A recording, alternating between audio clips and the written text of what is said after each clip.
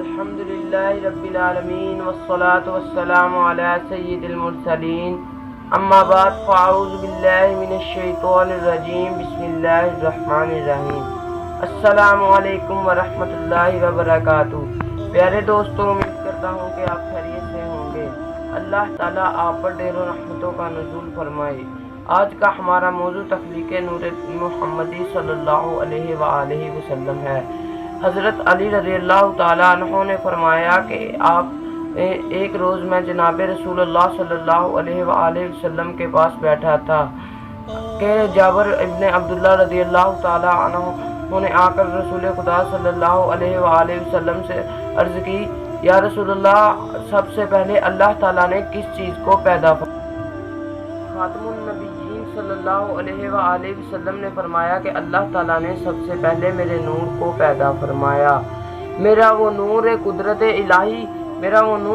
الہی سے عظمت اور بزرگی الہی کا مشاہدہ کرتا اور تسبیح اور سجدہ سجود میں اللہ تعالیٰ کی عبادت میں لگا رہتا، اور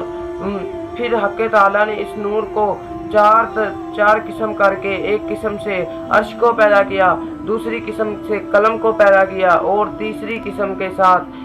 جنت، اور چوتھی قسم کے ساتھ ساری مخلوق اور ارواح کی تخلیق کی،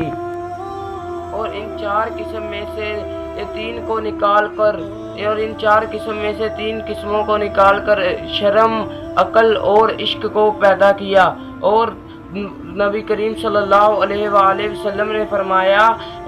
میں پیدا ہوا ہوں اللہ کے نور سے، اور ساری مخلوق کو میرے نور سے پیدا کیا گیا۔ اور اللہ تعالیٰ کا فرمان علی شان ہے کہ اے محمد صلی اللہ علیہ وسلم، اگر میں تجھ کو پیدا نہ کرتا تو بے شک میں ساری دنیا کو پیدا نہ کرتا۔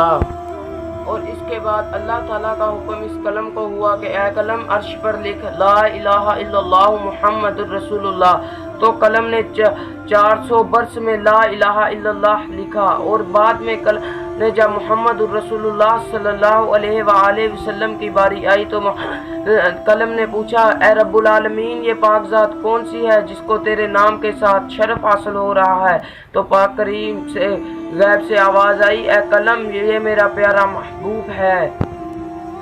جب غیب سے آواز آئی کہ یہ میرے پیارے حبیب حضرت محمد صلی اللہ علیہ وآلہ وسلم ہیں،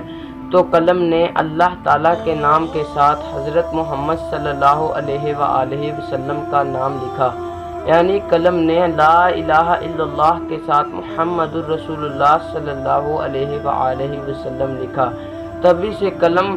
کا شگاف مسنون جاتا